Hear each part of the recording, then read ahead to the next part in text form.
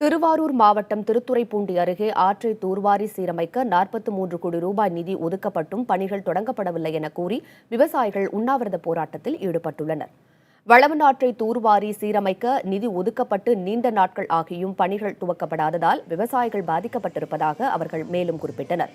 மேலும் பணிகளை உடனடியாக துவக்காவிட்டால் சாலை மறியலில் ஈடுபட உள்ளதாக போராட்டக் குழுவினர் தெரிவித்துள்ளனர். முன்னாள் சட்டமன்ற உறுப்பினர் கே. உலகநாதன் அவர்கள் சட்டமன்றத்தில் பேசி இதற்கான முதலமைச்சர் அவர்கள் சிறப்பு நிதியை ஒதுக்கி 43 கோடி ரூபாயை நிதி ஒதுக்கி இந்த திட்டப் பணிகளை இந்த ஆண்டே நிறைவேற்றுவதாக வாக்குறுதிகளை தந்தனர்.